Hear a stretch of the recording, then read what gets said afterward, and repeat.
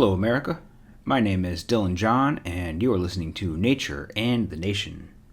For today's episode, I will be looking at The Rise and Fall of Scottish Common Sense Realism by Douglas McDermid. And this is a fairly recent book, actually, published in 2018. And it talks about common sense realism and common sense philosophy. This is the Scottish philosophy. Its most famous proponent is Thomas Reid. I've mentioned it a little bit in previous episodes. I mentioned it in The Cave in the Light, and I said way back then that I wanted to dig in a little deeper to find out some more about it. I thought it sounded about right. It sounded interesting, at least, maybe insightful, and I've been putting it off, but here we go. Now we can dive a little bit into common sense realism. So common sense realism is, I think, pretty interesting. I think it's sort of a precursor to pragmatism. Some of the ideas, as we'll see, some of the ideas of common sense realism were echoed by both Charles Peirce and William James in some of their writings. And so I think that it's not necessarily pragmatism. It's not that Thomas Reid invented pragmatism, but it's definitely a precursor. So worth looking at more closely. Common sense realism is in some ways a response to David Hume. I've talked about David Hume a little bit recently. I've also talked about how I thought David Hume was perhaps misunderstood. David Hume considered a skeptic, and I think David Hume is a skeptic about rationality, our ability to know things. But I also think that David Hume says that it's okay for us to rely on custom and habit to know certain things like cause and effect, that we don't really know that how one thing causes another thing to happen. We presume that there is a sequence of something happens and then through various processes causes other things to happen, and that we can trust that the sort of causation will continue, the same rules of reality and rules of logic and everything else, and the nature of reality will continue from one moment to the next. We can trust that tomorrow will be essentially like today insofar as the rules of reality are concerned, which is not really based on reason and rationality. We can't prove that the future will look like the past. We just sort of trust that it will. And Hume says we trust that it will because we're accustomed to trusting that it will. Our custom and our habits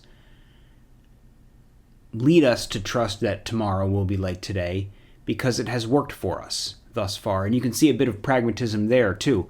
We believe these things because they work. Whether we can prove them or not, whether we can prove that tomorrow will be like today, maybe not. But we trust it through custom and habit, and we've developed those customs and habits because they've worked for us so far. So that's a sort of pragmatism in David Hume. And I think that there's some pragmatism in this as well. But this is a little different than David Hume because common sense realism goes a bit further and says, actually, we do know that tomorrow will be like today, but we don't know it based on reason. We have a different sort of knowing. It's not that we just trust our customs and trust our habits. It's more that there's a different type of knowledge. There's a different type of knowing, a different way of knowing that's not necessarily based on proof or rationality. And so that's what I want to get into in this book. He presents, so about the first maybe half of the book, more than half maybe, I guess it's about half. He talks about common sense realism. Yeah, it's definitely more than half. I think almost 2/3 of the book are his kind of strong-manning the common sense realism argument. And then in the last third of the book, he presents somebody by the name of Ferrier. And Ferrier attempted to argue against Thomas Reid and common sense realism. And the author, McDermid, seems to agree with Ferrier's sort of attempt to dismantle Thomas Reid's arguments. So while he spends the first 2/3 of the book strong-manning and setting up the common sense realism argument, he then proceeds to use Ferrier's arguments to attempt to dismantle it. I don't think he's successful. I don't think Ferrier successfully rebuts Thomas Reid. But I'm not going to get into any of the Ferrier stuff in this episode. I may, in a future episode, look at Ferrier's arguments against common sense realism, and dive into more detail in another episode. But for this episode, I really just want to look at the first 2/3 where he sets up common sense realism, because I think that the argument is stronger in the first 2/3 of the book for common sense realism than the argument against in the last third. And so that's what I want to focus on. He talks about a couple different authors, not just Thomas Reid. He talks about Stewart and Beattie and Hamilton, Lord Kames, a few other figures from the common sense realist world. And I'll touch on those figures a little bit, touch on Reid a little bit, but mainly I just want to kind of give an overview of what common sense realism is in this episode. More of a bird's eye view. And then in some other future episodes, I would like to dive into this a little bit deeper, and maybe can get into some more details. But for now, we're gonna stick to a sort of bird's eye view. And like in all of my episodes, I'm going to read some sections aloud. And I'm going to start here in chapter 1. Skipping over the brief introduction, but jumping in here with chapter 1 to get right at what common sense realism is. And it is essentially a response to skepticism. And so here he says, quote,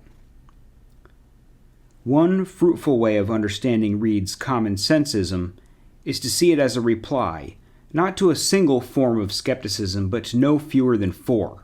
Epistemological skepticism, metaphysical skepticism, moral skepticism, and religious skepticism.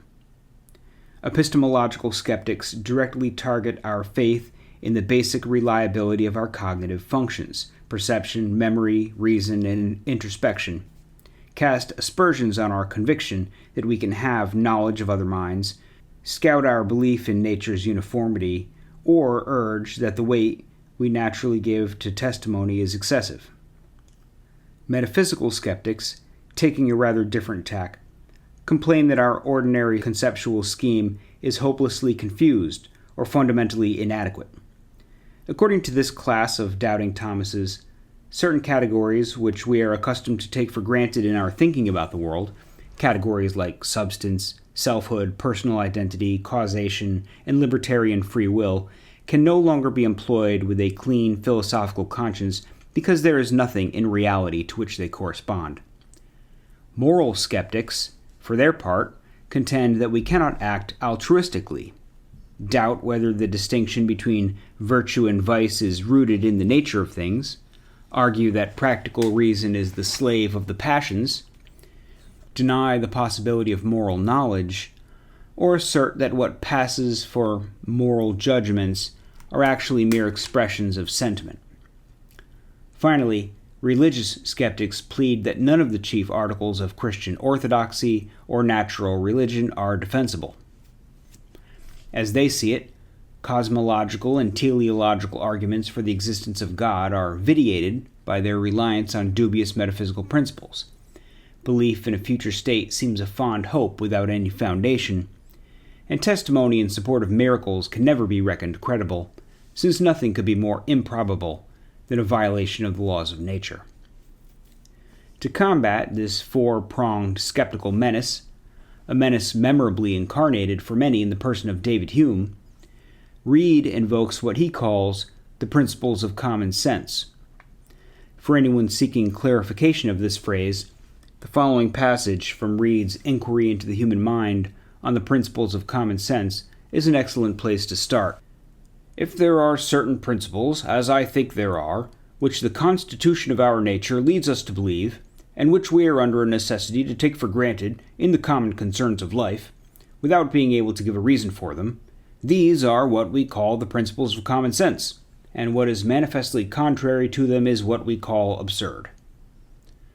Direct, yet dense, this sentence tells us a good deal about the principles of common sense. In the first place, such principles are propositions which the constitution of our nature leads us to believe.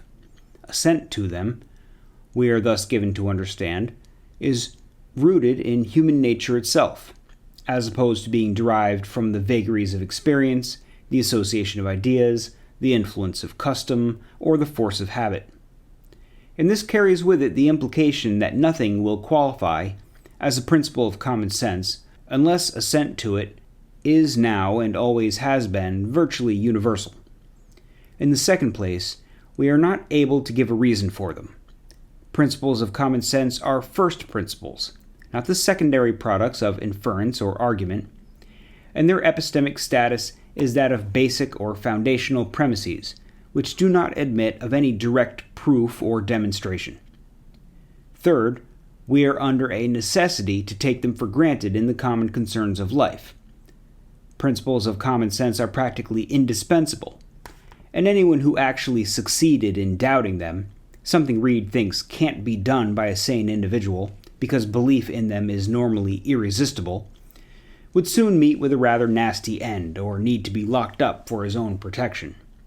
Fourth, what is manifestly contrary to them is what we call absurd.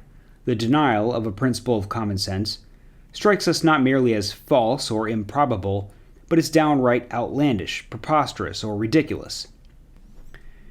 But why should we suppose that there are first principles? Reid's reply is at least as old as Aristotle. Unless we allow that there is such a thing as non-inferential justification or self-evident judgments, we must confess that no judgments are evident or justified for us. For if all judgments were grounded on argument or got by reasoning, an infinite justificatory regress would ensue. Judgment A would derive its justification from judgment B, B from C, C from D, and so on without end. Since we cannot go back in this track to infinity, we must stop at some point. But where? Reid's answer could not be clearer.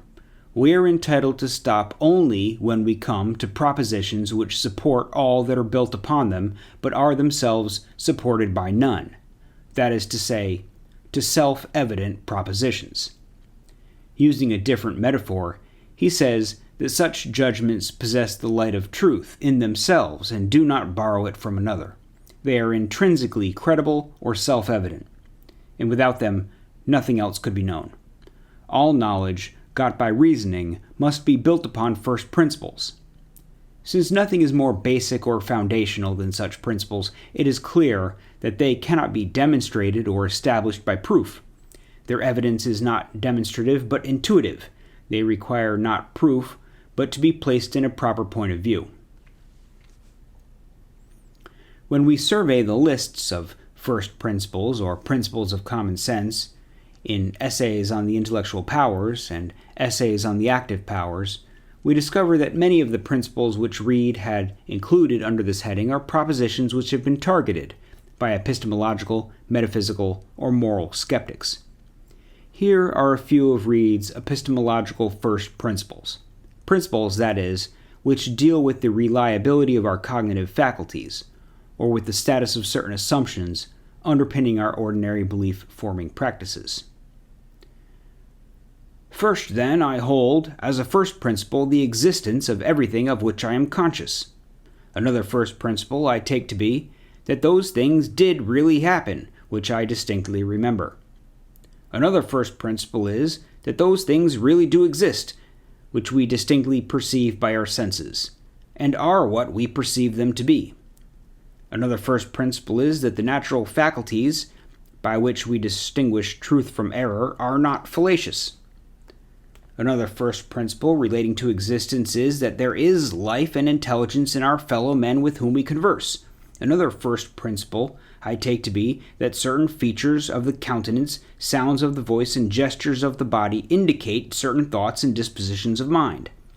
Another first principle appears to me to be that there is a certain regard due to human testimony in matters of fact, and even to human authority in matters of opinion.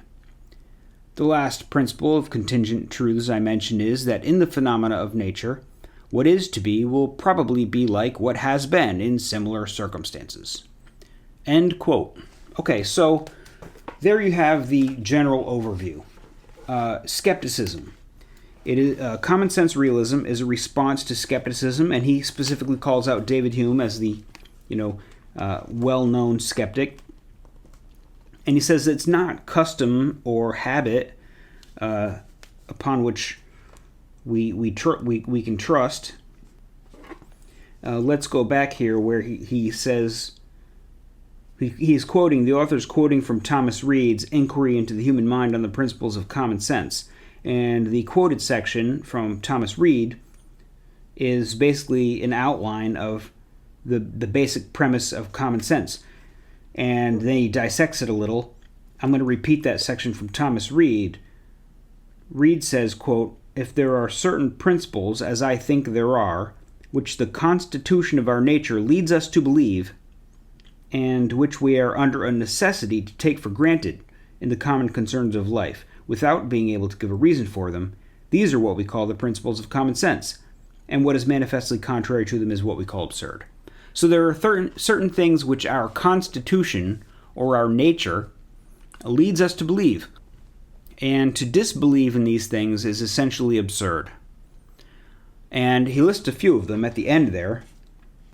For example, that those things really did happen, which I distinctly remember. Now, obviously, this is not absolute. If I think back to when I was a child and somebody said something, am I absolutely certain they said things a certain way? Or maybe I am putting the sentence that someone said to me when I was a kid. Maybe I don't remember it exactly. But if you distinctly remember something, then you generally, we go through our lives trusting our memories. Like, for example, what have I said so far? Did I just read that section of the book? Well, I think I read that section of the book. I remember speaking into the microphone. I remember looking at the words. I remember reading it out loud. Did I or did I not? Should I be in a state of wonder? Should I be in a state of doubt? Should I not know one way or the other if I read it or not? Should I not know, what I had for breakfast this morning? Have I had a cup of coffee today? Basic things that enable us to live our lives. I went to work the other day. Did I really go to work? Or am I imagining that? In order to live in the world, we have to trust our memory. We don't necessarily need to trust it absolutely. We don't need to believe that our memory is infallible. But on the whole, we couldn't function if we didn't trust that our memories were serving us well. Anyone who truly doesn't trust their memory in its most basic functions would be incapable of living their life.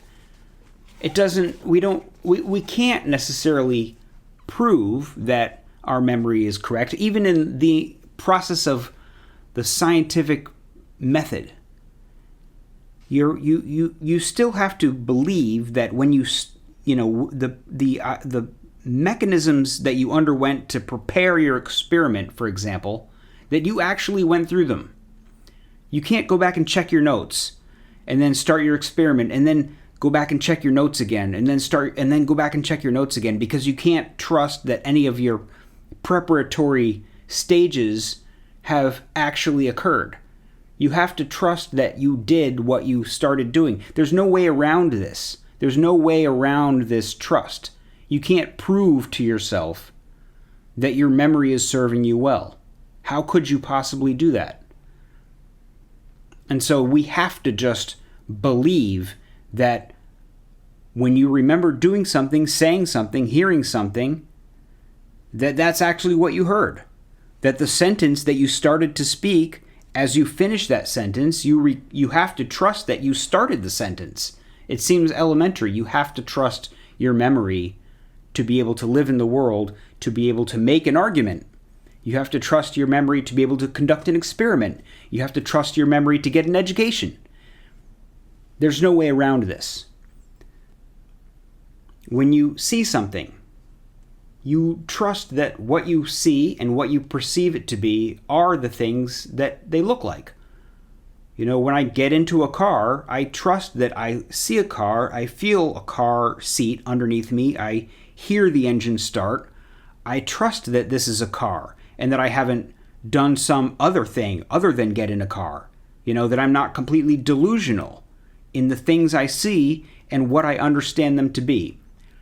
These are the sorts of things that we simply have to operate by. It's in our nature to trust these things. And it's really interesting how he talks about first principles and the idea of justification. And he points it back to Aristotle. Like, you can't just justify this based on some prior concept, and that concept is justified and argued through relying on prior concepts. There has to be something foundational. There has to be some point at which you just trust something. If I say A equals A, and therefore if A equals B and A equals C, then B equals C. It sounds like logic, but there's certain points at which your common sense steps in and kind of makes a check mark. It says, yep, that sounds right. Like if I say A equals A, can I prove that A equals A? Can I prove that a thing is equal to itself? It's just common sense. Oh yeah, a thing is equal to itself. And, you know, if A equals B and A equals C, then therefore B equals C.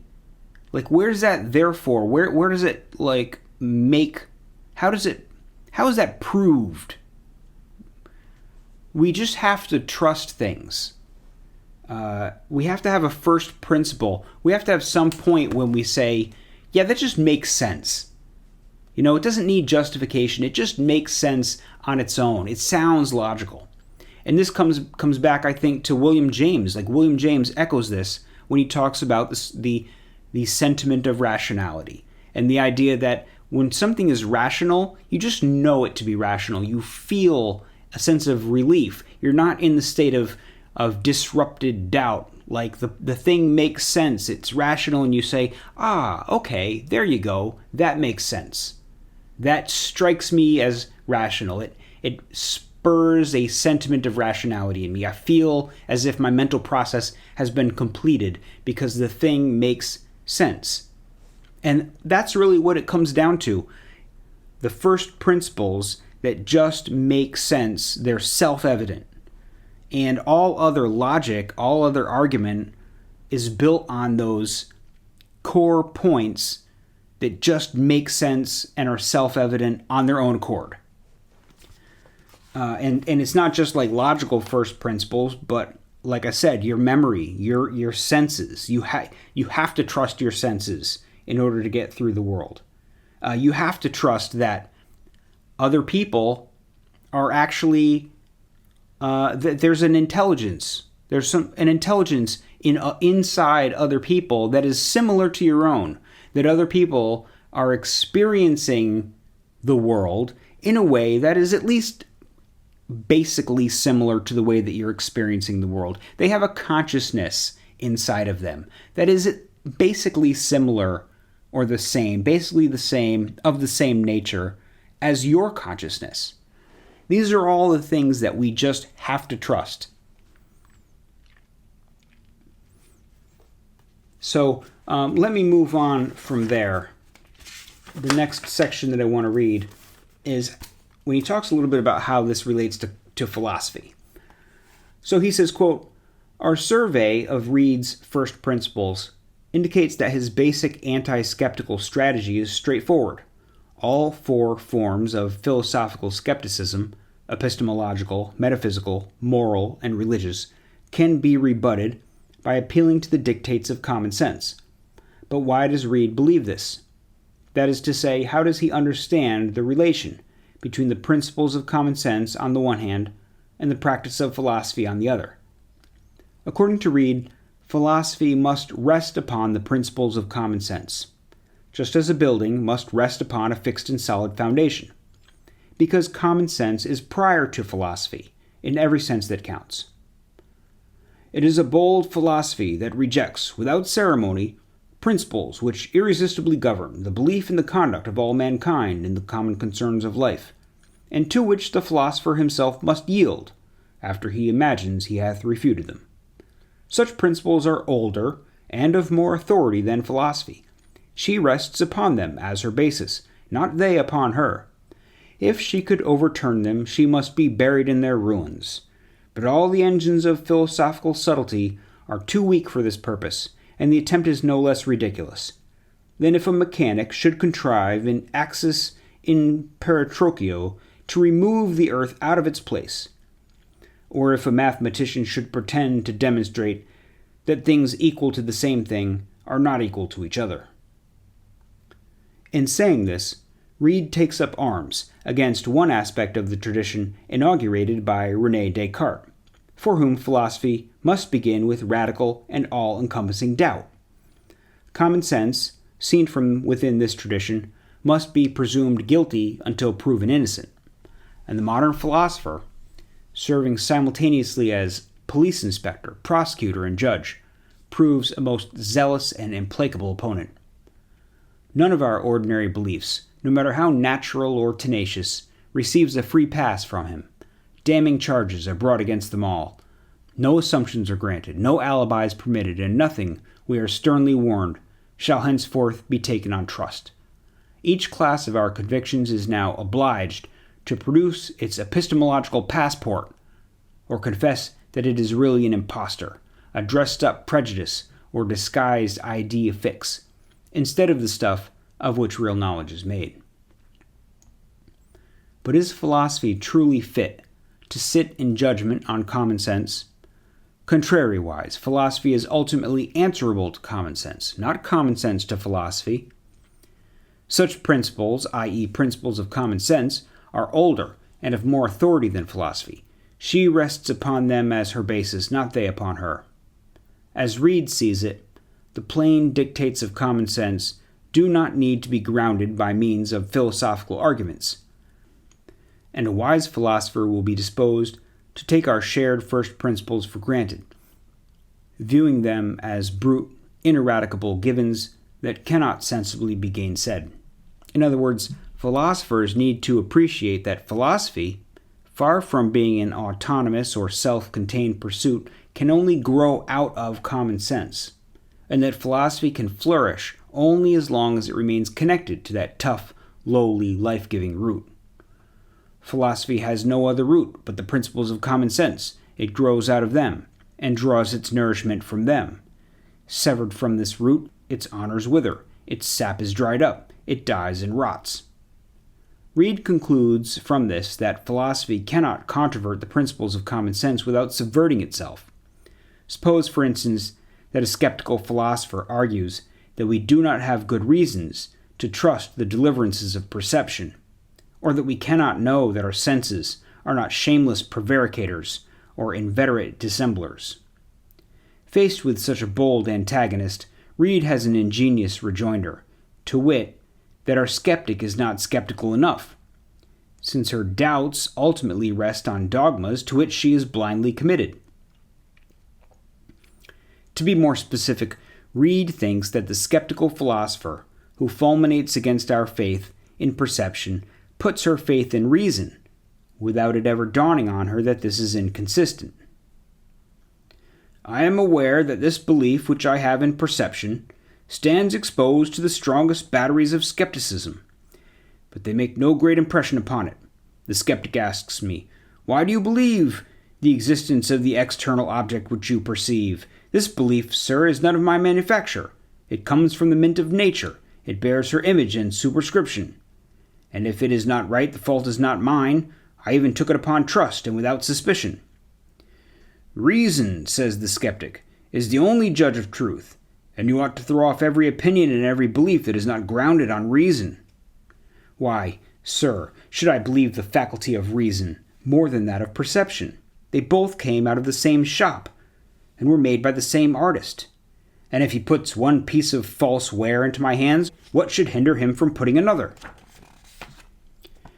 It is evident that our skeptic thinks reason trustworthy, since she relies upon it, the only judge of truth, to make her case against perception. Yet it is also evident that reason, like perception, is one of our natural cognitive faculties, and we are constrained at the outset of our inquiry to put all such faculties, i.e., memory, introspection, perception, reason, and conscience, on a par as far as their basic reliability is concerned. After all, none of them can be reckoned infallible or perfectly reliable, and no faculty can be used to validate itself, since that way lies circularity.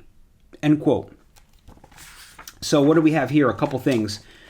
Philosophy depends on common sense, and he talks about Descartes and Descartes' initiation of radical doubt.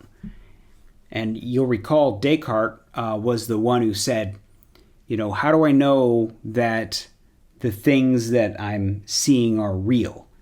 How do I know it's not all a dream conjured up by a malicious demon who's hypnotized me or somehow given me this false impression? And nowadays, we talk about the brain in the vat.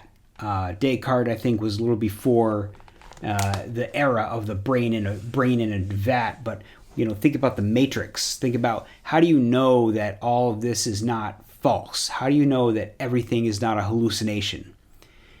And Descartes tries to reason his way through and say, well, if I doubt everything, and I doubt, and I doubt, and I doubt, and I doubt, what can I ultimately rest upon? Is there nothing that I can rest upon? And then Descartes says, well, I'm certain that I exist, because I am experiencing the doubt. I am the doubting entity. And that's where we get, I think, therefore I am. That's the only thing that I can trust to be true, is that I exist. I know that I am doubting this. Even if it's all a hallucination, there's no way that I can be a hallucination to myself, that I would be the one experiencing the hallucination. There's no way to get around my own existence, at least the existence of my mind. That's the thing that can't be undone, and all trust in the world is built upon that as a first principle, that I exist, I think, therefore I am, and everything else is built upon that. But Reid says, well, why should you trust reason? If you're not going to trust your perception, if you're not going to trust your memory or any of your other cognitive functions, why would you trust reason? He says, well, nature gave me my sense of perception just as much as nature gave me my sense of reason. If I have one false cognitive mechanism, why wouldn't I have other ones? Why wouldn't reason be false? We know that reason is not infallible. So why should I trust any of my own logic? Why should Descartes trust his own ability to think things through? Why should he trust his own ability to reason? It might make sense to Descartes. I think, therefore I am. He might want to kind of settle on that. But why should his reason, my reason, your reason, why should anybody's logical capacity be trustworthy when one's perceptive capacity is not trustworthy? Either it's all trustworthy or none of it is. That's where Reid's coming from. And that, to me, that makes a lot of sense. How can you trust so greatly in reason? What is it about reason that makes it the supreme judge So let's move on a little bit from there. And he gets a little more into that question. Why do we think that reason is so reliable? He says, quote, "If Reid is right in thinking that philosophy ultimately depends on common sense, philosophy is not nearly as important as most of its leading modern practitioners have thought. Why? Because Descartes, Locke, Malebranche, Hume, and others have assumed, quite erroneously as Reid thinks, that our ordinary conceptual scheme must be validated by philosophers, if its employment is to qualify as reasonable and warranted. This self-aggrandizing assumption reflects a deep and invidious contrast between the vulgar and the philosophers. A contrast, that is to say, between the innumerable naifs who accept that conceptual scheme without argument on the one hand, and on the other, the handful of fastidious sages who will consent to endorse ordinary beliefs only on the basis of esoteric arguments which they themselves have excogitated. According to this way of understanding our epistemic predicament, the ordinary person's belief in the existence of material objects, other minds, or the uniformity of nature does not amount to knowledge. Why not? Not because these run-of-the-mill beliefs are false, they may very well be true, but because the vulgar person who cannot argue cogently for their truth is not justified or warranted in holding them. If the philosophical elite can find arguments which vindicate vulgar convictions, well and good.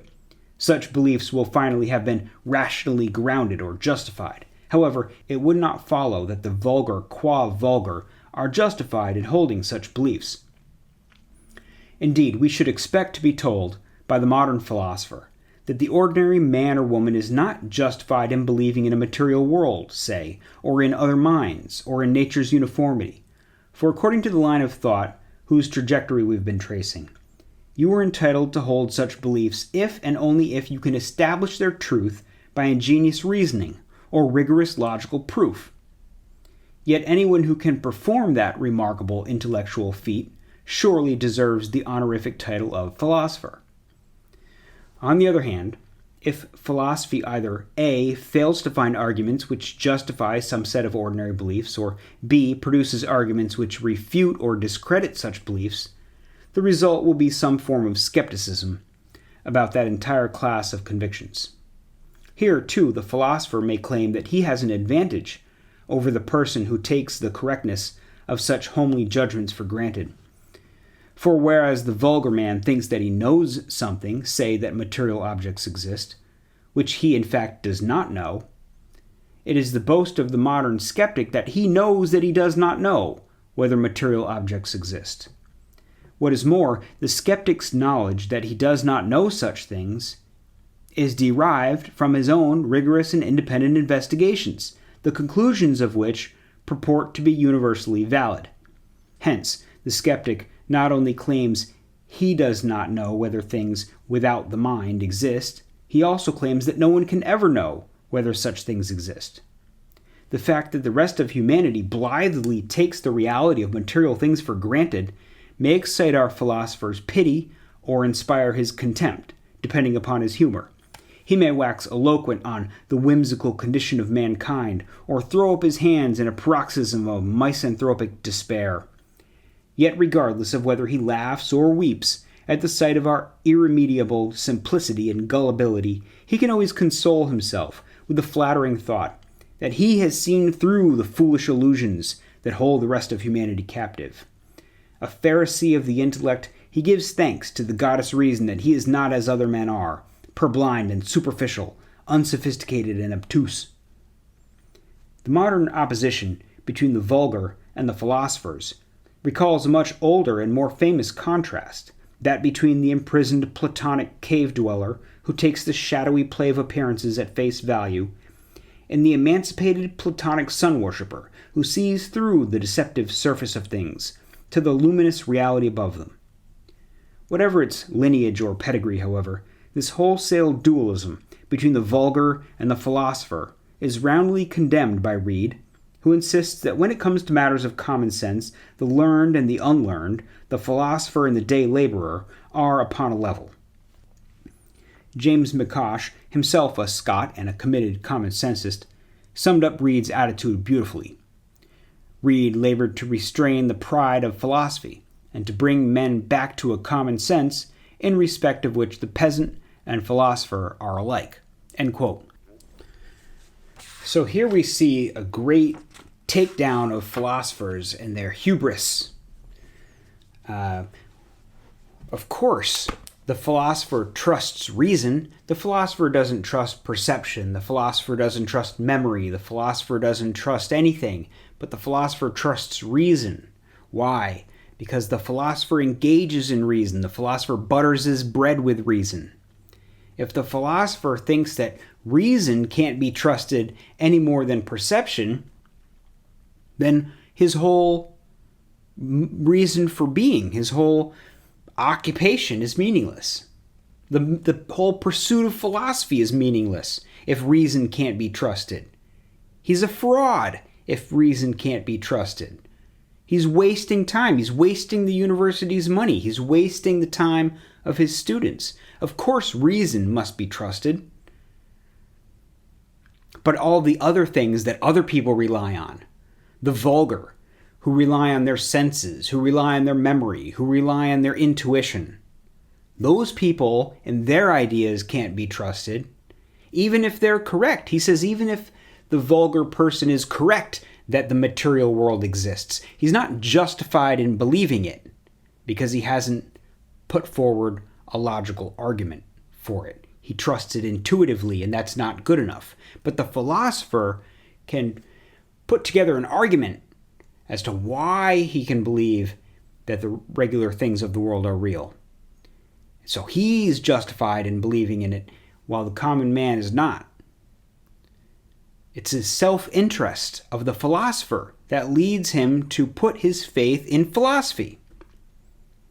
And it's just a coincidence, right, that Plato thinks that the society should be run by philosopher kings. Plato himself is a philosopher. How convenient. So let's move on from there. We begin to look at some of the other people. He introduces Reid. He introduces a few other people. He spends a little bit more time with Lord Kames. He comes back to Reid again, spends some more time talking specifically about Reid's writings. We're still here early on. This is still chapter 1, actually. Kind of giving an overview of some of the other thinkers. So I want to talk a little bit about Beattie, who is writing, I think this is around the same time that Thomas Reid is writing, actually maybe later than some of Thomas Reid's stuff, but it's roughly in the same time period, this fellow Beattie. And Beattie is not the major figure, obviously Reid is the major figure, but these other guys were along the same line, which is why common sense philosophy is like a school of Scottish philosophy. A lot of guys, these guys are all from Scotland, they're all talking to one another, and they're all putting together a set of ideas. They obviously don't agree about everything, but they're generally putting together a set of ideas that constitutes common sense philosophy. So in talking about Beattie, he says, quote, "The starting point of Beattie's argument is, I think, easy enough to grasp. There are certain things which we are all disposed to believe, because our constitution makes us believe them. That there is a book on the table in front of me, that I went for a walk in the woods yesterday, that the sun will rise tomorrow, that I am now thinking of the Parthenon. Such beliefs are ultimately not my work, but the work of my constitution. A sovereign and inscrutable nature has simply decreed that this is how human beings shall form beliefs. Under certain conditions or circumstances, certain information-bearing inputs shall automatically and immediately produce certain doxastic outputs in properly functioning subjects. Such elementary principles or laws are thus written into our Constitution, innate and inescapable. They are the fundamental and ahistorical givens of human nature. Enter a genteel and polished skeptic who insinuates that our natural trust in our Constitution may be misplaced, even foolish. Yes, the skeptic tactfully agrees, there is no question that the testimony of our faculties immediately leads us to believe certain things under certain conditions. And yes, we normally feel quite confident that beliefs formed in this way are sound or well-founded. But what of it? The strength or popularity of one's conviction is surely no proof of their truth, and there is no non-circular way for us to show that our faculties are reliable or their testimony trustworthy. Why then should we think it is reasonable to believe them, to credit their testimony, or to put any stock in what they say? For all we know, we are the dupes of a capricious Mother Nature or the playthings of an evil genie, and it is our fate to hold a coherent yet massively false set of beliefs. It is at this point that Beattie's Reid-like counterattack begins. His reply is built around the following logical observation. If we really suspected that our natural beliefs were false, we would have to conclude that our Constitution is fundamentally untrustworthy, since those basic beliefs are its direct and unadulterated expression. Yet if we conclude that our Constitution is fundamentally untrustworthy, we can do absolutely nothing in the sphere of practice or in the sphere of theory. We can do nothing in the sphere of practice because the beliefs in question, being the work of nature, are ones which it is not in our power to shed or shake off. And we can do nothing in the sphere of theory because if we think that we cannot trust the dictates of our nature, then we cannot claim to know anything. Not even that we can trust the dictates of our nature, or that we cannot know anything. What then is the moral? Since skepticism about the fundamental principles of our Constitution is both idle and self-stultifying, philosophy must acknowledge that there are some things which we are entitled to believe not because we can prove them, we cannot, but simply because they are the spontaneous issue of our Constitution.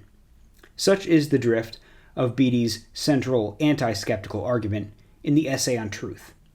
Although the idiom in which we have couched it is not his, Beattie's own formulation pivots on a distinction between two distinct powers of the human mind, that of common sense and that of reason.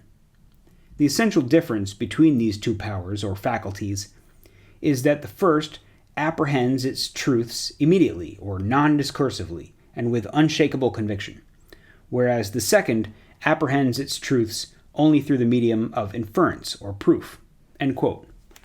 Okay, so that's a sort of a shorter section, but essentially laying out a difference, especially at the end there, laying out a difference between common sense and reason. I like that part. He says, common sense apprehends its truths immediately or non-discursively and with unshakable conviction. So it's not quite like Hume, where Hume says we just trust these types of knowledge, or Hume says it's not really knowledge, it's custom and habit. We trust that things are a certain way because we've always trusted that they are a certain way, because the people around us trust that they are a certain way, and it has served us well, and so we believe on those bases, but it's not really knowledge. And Beattie says something a little differently, that it is knowledge, it's just a different kind of knowledge. It's not a knowledge that depends on proof, it's not a knowledge that comes about through argumentation or that relies upon anything else. Their reason relies upon other things, relies upon arguments, relies upon setting upon some sort of sentiment of rationality or some sort of foundational first principle. It relies on other judgments that prop it up, whereas common sense is a form of knowledge, but it doesn't rely on anything. It's immediate knowledge, immediately apprehended, inescapable knowledge, that we acquire that knowledge because our Constitution demands it. Our Constitution is such, our nature is such, that there are certain things that we apprehend immediately, we know immediately, and there are certain things that we only know through argument. There's the difference between reason and common sense, and each has its own domain, each has its own type of thing. So common sense things can't be justified by reason, and common sense can't ascertain things that must be justified by reason. So they each have their own domain in the human mind. And so moving on a little bit from there, he continues talking about Beatty a little bit, and he says, if this argument succeeds, common sense does not require the imprimatur of reason. Yet the majority of modern philosophers, Beatty believes, have completely failed to understand this. Failed, that is, to appreciate what the respective jurisdictions of reason and common sense are, and how these domains are logically related. Blind to the fact that the convictions of common sense are indisputable and independent of reason, modern philosophy has assumed that reason is competent to determine their fate, to acquit them or condemn them, to prop them up with proofs, or to subvert them with refutations. Appointing reason as the sole judge of truth, metaphysicians from Descartes to Hume have proceeded to turn things upside down, demanding arguments where arguments are neither possible or necessary, and recommending doubt where doubt is groundless and unreal. Their skeptical cry that nothing is to be believed but what we can give a reason for believing is, as we now know, a maxim destructive of all truth in science. Is it then any wonder that their works are replete with absurdity? There are no material objects existing independently of perception. Personal identity is a myth, and the self a flimsy fiction. Past experience can furnish us with no reason to believe anything about the course of future events. These are the sort of outrageous assertions which reason madly embraces once it has declared its independence from common sense. Is it not perfectly plain, asks Beatty, that reason was never meant to be the measure of all our beliefs? And is it not also perfectly plain that our skeptics, who reserve the right to question and doubt what everyone else takes for granted, turn out to be incorrigible dogmatists, utterly besotted with their own implausible theories about the human understanding and its manifold operations? Nor is this the only vexing discrepancy we find between what philosophical skeptics say and what they do, or between their words and the facts. For on the one hand, some skeptics say that they doubt the practically indispensable principles of common sense, and on the other hand, they keep out of harm's way without any difficulty, and conduct themselves in daily life with the same degree of prudence and caution as everybody else. Again, skeptics plume themselves on their intellectual humility, and yet what could be more presumptuous and arrogant than to say that virtually all men and women who have ever lived are know-nothings? Furthermore, don't skeptics tell us that it is the prerogative of a free mind, one moved by an ardent love of knowledge, to doubt in order to arrive at the truth? And yet we find that the methods of skeptics are conspicuously absent in the fields of mathematics and the natural sciences, where truth has recently been discovered in abundance. In these disciplines, extraordinary progress has been made by inquirers who acknowledge that doubt has non-trivial limits, and who are content to take certain principles for granted. And this inconvenient fact, Beatty thinks, should make skeptics hold their silver tongues and blush with shame. End quote. I like that section, talking about how philosophers have failed to recognize the appropriate domains of common sense and reason, and have elevated reason, given reason authority to verify everything. And as a result of dismissing common sense and putting reason on a pedestal, they come up with outrageous assertions. There's no material world that exists independently of your perception. Personal identity is a myth. Past experience can furnish us with no reason to believe anything about the course of future events.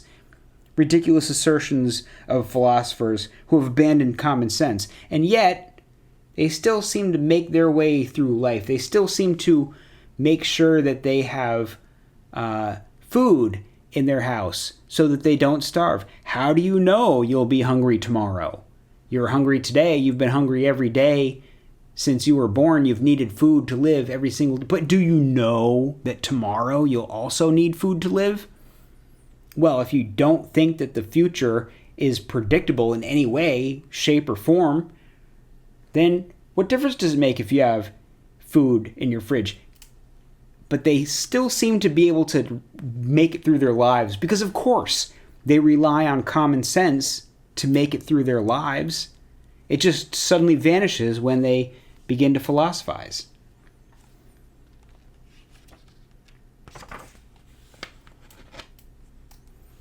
So let's move on. Now that we've talked about common sense and a little bit, gotten an idea of what it's all about, he presents here, still in chapter 1, a common sense credo. So here he presents, I think, 11 points.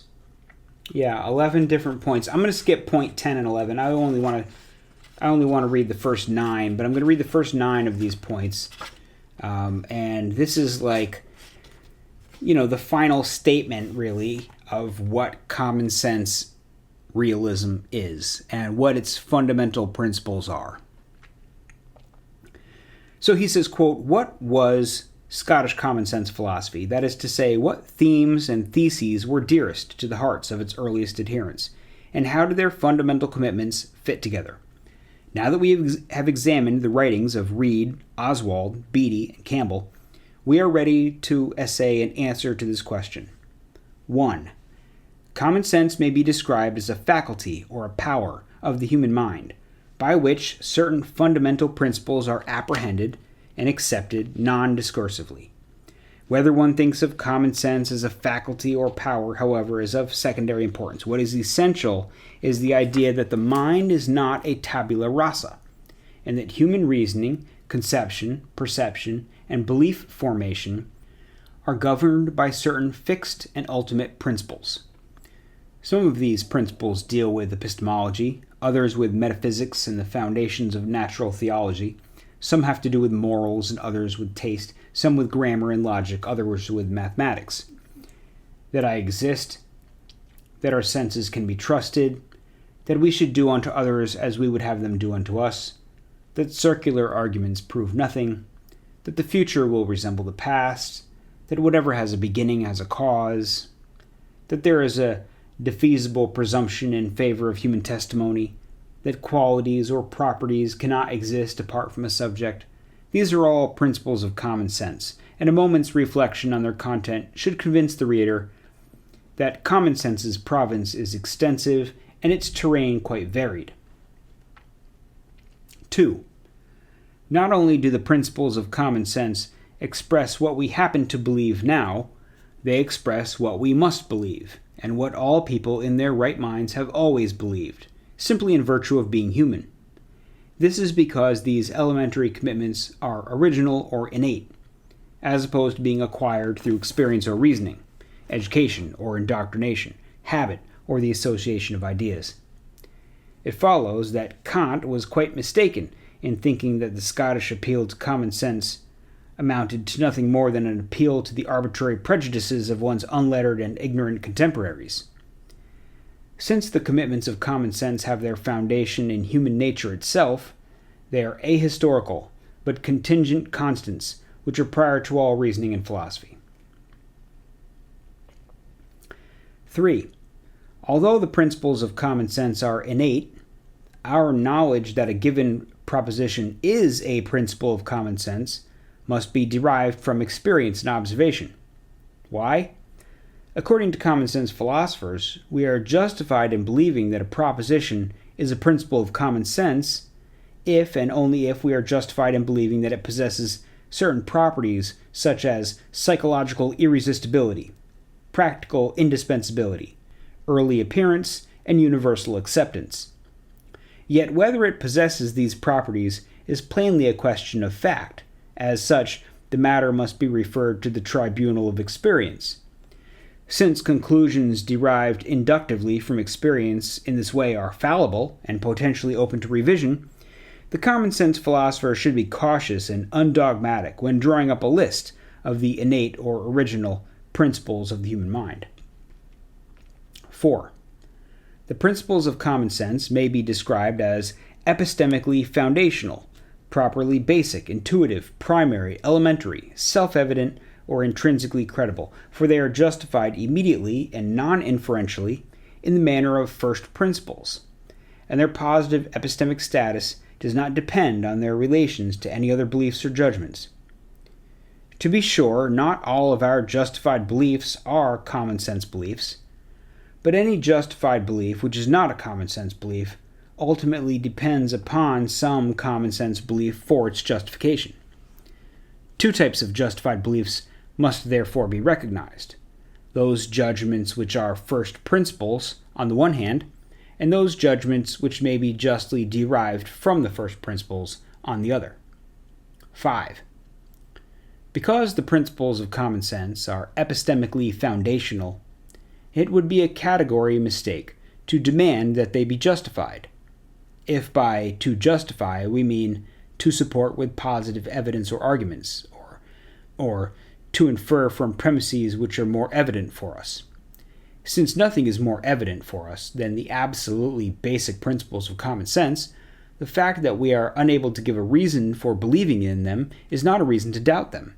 Moreover, attempted justifications of these ground floor commitments will always be circular or question-begging, since any proposition which we might press into service as a premise of a justifying argument will be every bit as vulnerable as these commitments to which we are seeking to justify with its aid. 6.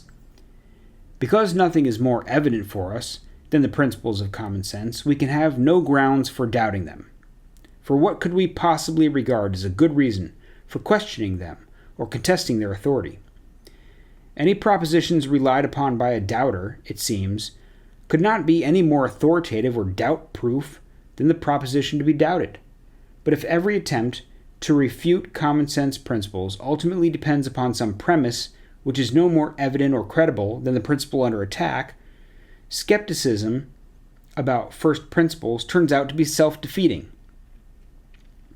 Logical limits to self-criticism are imposed upon us by the fact that we cannot step outside our minds and critically assess our basic framework of concepts and beliefs from some external and neutral point of view. 7. Philosophers must therefore make their peace with the fact that philosophy rests upon common sense and not vice versa. What are the implications of this claim? At the very least, it means that modern philosophers must abandon two self-aggrandizing projects. The first is that of justifying or grounding our common sense beliefs by putting a philosophical foundation underneath them. The second is that of debunking or undermining those beliefs by showing that they lack such a foundation. Both of these projects are doomed. The only logical difference is that the first involves circularity and the second involves self-referential incoherence. 8. Ordinary women and men, endowed by their Maker with the gift of common sense, do not need to look to the philosopher for the sort of assurance or guidance which many a modern author has offered them. That is to say, the vulgar do not wait with bated breath for the metaphysician to prop up their common sense beliefs with arguments, nor do they go in fear lest some supercilious sophist should undertake the demolition of their worldview's foundations. Quite the contrary, in fact, non-philosophers rightly take themselves to know many things which they cannot prove, and they are perfectly entitled to reject a philosopher's arguments if and when his faddish fancies clash with the ageless edicts of common sense. 9. A truly wise philosopher, mindful of the foregoing, will restrain his pride and rein in his ambition, and having become more patient and less superficial, he will discover what he formerly thought of as foolish or fugitive prejudices are in reality irresistible principles, which must be taken as self-evident, because their roots reach down to the very depth of our being. Instead of treating the peasant or day laborer with lordly condescension, the enlightened philosopher will acknowledge him as a brother. Instead of sneering at unschooled wives and wobsters, he will appreciate how much his mind has in common with theirs, and instead of posing as a misanthropic demigod, he will honor human nature by treating it as the source of philosophy's first principles. End quote. Okay, so that was a somewhat long section, but those are the 9 points I wanted to hit on that common sense credo. To just walk through those briefly, I don't want to spend a lot of time rehashing those, but point 1 is that common sense is a faculty of the human mind by which fundamental principles are apprehended without argument. Basically, the human mind is not a tabula rasa, and Our reasoning, our conception, our perception is governed by fixed principles. We have a way of our minds that shapes how we perceive things, shapes how we understand things, shapes how we know things. Common sense is the sort of mental infrastructure through which our knowledge acquisition must flow. Point two is really very related to point one, but point two is basically that common sense is not just what we believe, but it's what we must believe. We have no other option but to believe it. We can't escape it. It's not something that we can set aside and examine. It's bound to us, and we're like, we just can't we can postulate the concept of escaping from common sense ideas, but we can't actually do it. We can't actually believe that A does not equal A. We can't actually believe that our memories are completely false without being totally insane. We're bound to common sense. 3 is that we don't know exactly which of our beliefs and what the mechanisms are of common sense. We know we have common sense, but to say that something is a common sense belief, whether it's beliefs about causation or beliefs about the existence of other consciousness or what have you, the various things that have been postulated as common sense beliefs, we can't know for certain what those common sense beliefs are. We have to analyze our experience. We have to think about it. We have to think, well, is this particular idea truly a first principle? We have to reason our way through that to understand what the common sense principles are. And we can kind of intuitively sense what those are, but we can't be certain. Some people will propose one set of common sense beliefs, and someone else might propose a slightly different set of common sense beliefs, because we don't actually know which beliefs are common sense via common sense, but reason comes into play to understand what those are. So sort of humility is necessary in postulating what those are. Point 4 was that again, it's sort of repeating himself, but point 4 is that the common sense beliefs are self-evident and are first principles, and they don't depend on anything else. Their positive epistemic status does not depend on their relation to any other beliefs or judgments. In other words, they're foundational beliefs, and all other beliefs are built upon them and not vice versa. That's essentially point 4. Point 5 was that because they're first principles, it's a mistake to attempt to justify them. Any attempt to justify them fails by definition, because the attempt to justify them in turn relies upon them. Point 6 was that we can't actually doubt them. We don't have any grounds to doubt them. We don't have any realistic reason to doubt them. We can sort of postulate that we doubt them. We can say, I hereby doubt them, or what if I doubted them? But we can't really doubt them. And we don't have any real reason to doubt them. And point 7 was that philosophers have to accept that philosophy is built upon common sense beliefs. Common sense is foundational to philosophy. So rather than attempting to undermine them or debunk them or what have you, philosophy just needs to accept that it is built upon these common sense first principles. Now, it may dispute what those common sense first principles are, but there must be some sort of common sense first principle that underlies all of philosophy. And point 8 was that ordinary people don't need to depend upon philosophers to justify their beliefs. Ordinary people are perfectly justified in believing basic things without proof. There's nothing wrong with it, and there's no reason that they should be considered flawed or believing in false beliefs or somehow committing some sort of an error in just trusting them to be true. And then point 9 was essentially philosophers should tone down the hubris and stop thinking that they're the final judges of what is and isn't true and how people should think. Because philosophers have gone down some strange dead-end alleys.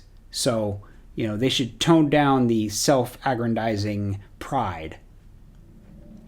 So let's move on from there. There's one other figure he talks about, Lord Kames. And when talking about Kames, this is a somewhat short section, but I just wanted to touch on Kames. A lot of these guys are saying sort of the same thing, and so each time I go to a different Scottish common sense philosopher, you're getting largely the same arguments or very similar arguments. But Lord Kames is interesting because he kind of came first, and although Reid doesn't seem to give him an awful lot of credit for being a precursor, he really was a precursor to many of the ideas of Thomas Reid. He says, quote, Kames's argument, most of which is contained in his essay On the Authority of Our Senses, anticipated and inspired Thomas Reid's better known and more elaborate plea for the view that we have immediate knowledge of a mind-independent world.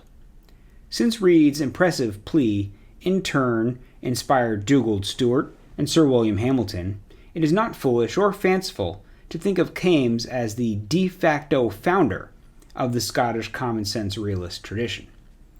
In order to understand how the defense of perceptual realism which Kames offers on the Authority of Senses is related to the rest of his essays on the principles of morality and natural religion, we need to say a few words about what is arguably the book's central theme, the affirmation of the epistemological primacy of natural feeling or perception from our internal and external senses over reasoning, argument, and inference.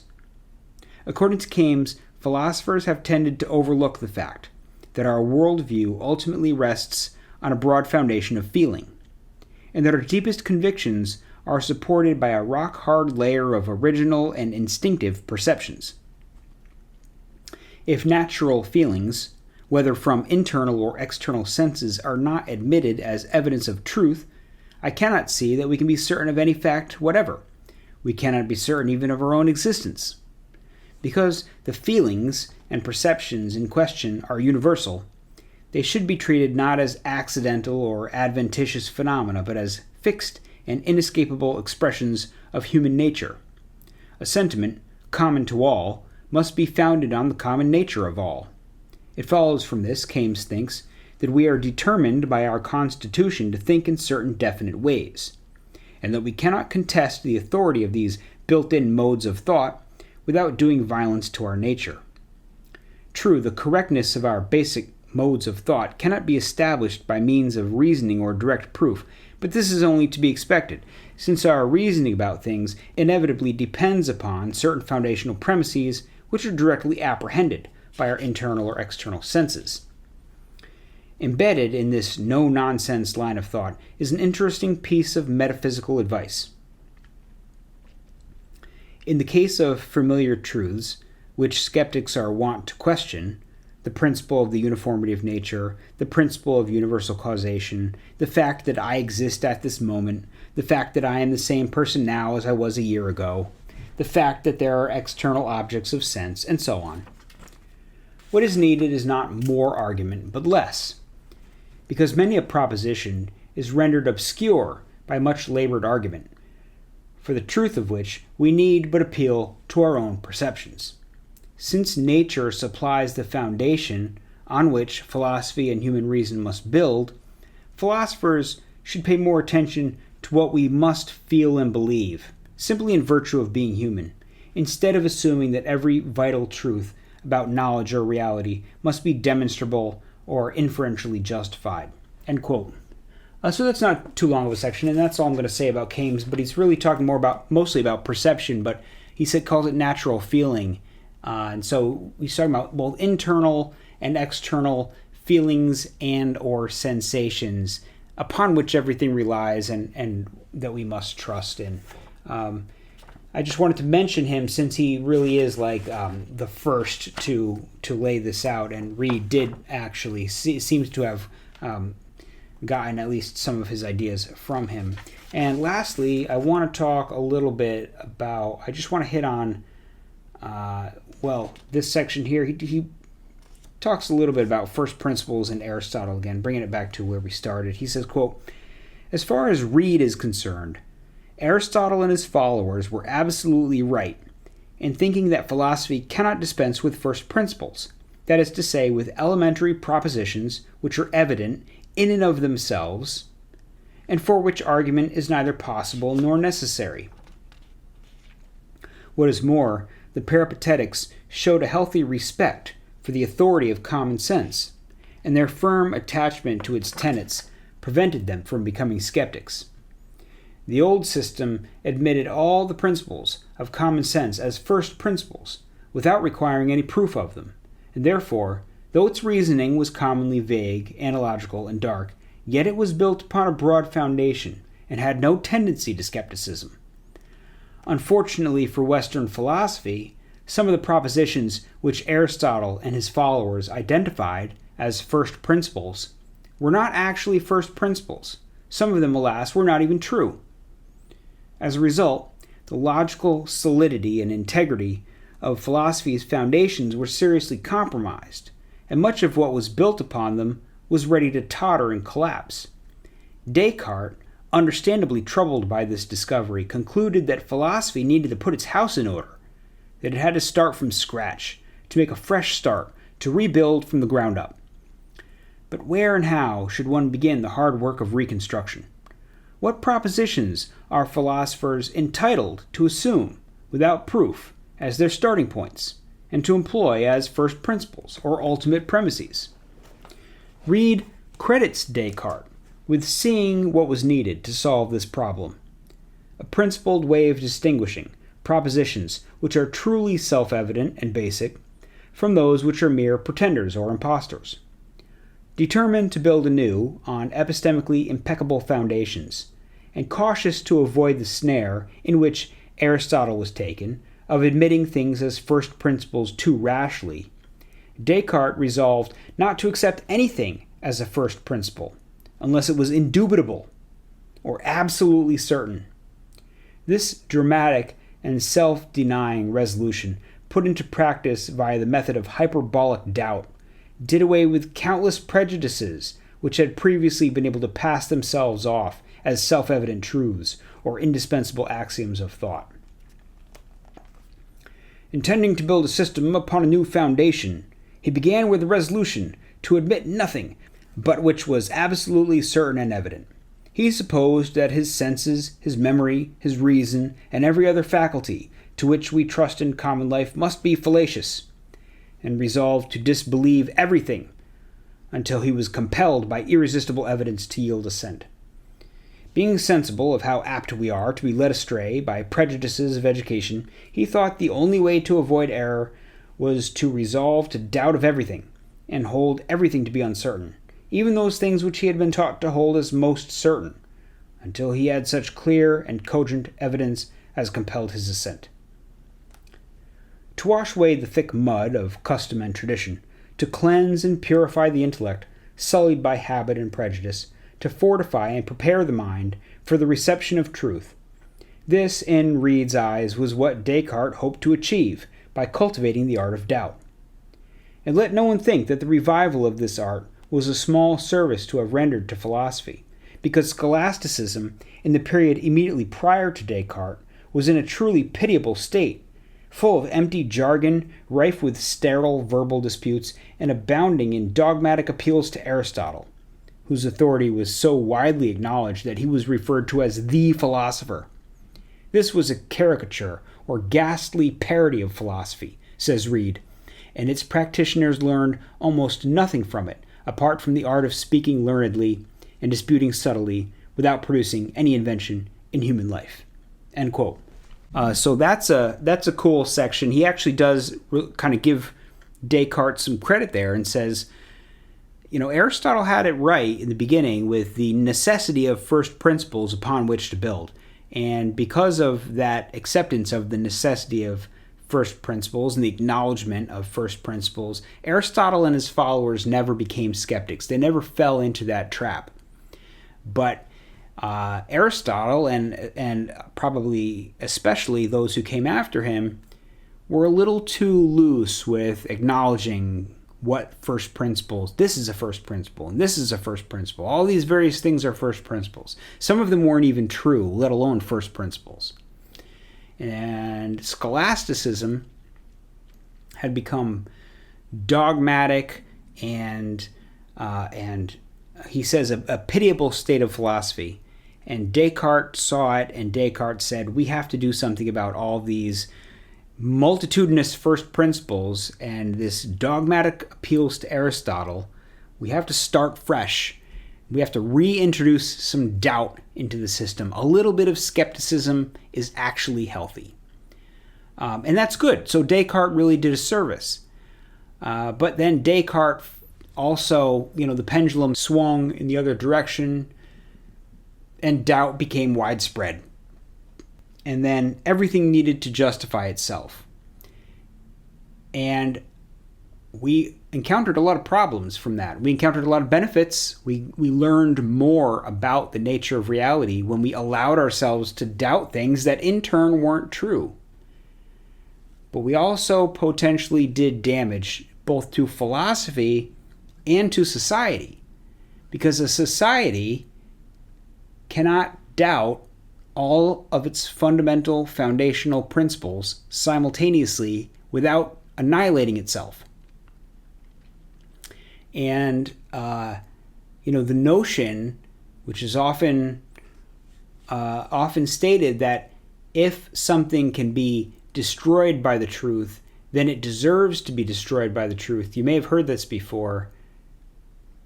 While there's some truth in that, you also have to ask, at what cost are you willing to destroy all of the things that potentially can be destroyed by the truth? Are you willing to destroy your own civilization in pursuit of truth? Of course you should pursue truth, but the pursuit of truth is a very potent spice, and a little bit goes a long way. And you have to be incremental. And you can examine one aspect, and you can examine another aspect, but an animal can't lift all four of its legs at once. So I'm going to wrap it up right there. Thank you very much for listening to this episode about common sense realism, and I'll talk to you again next time.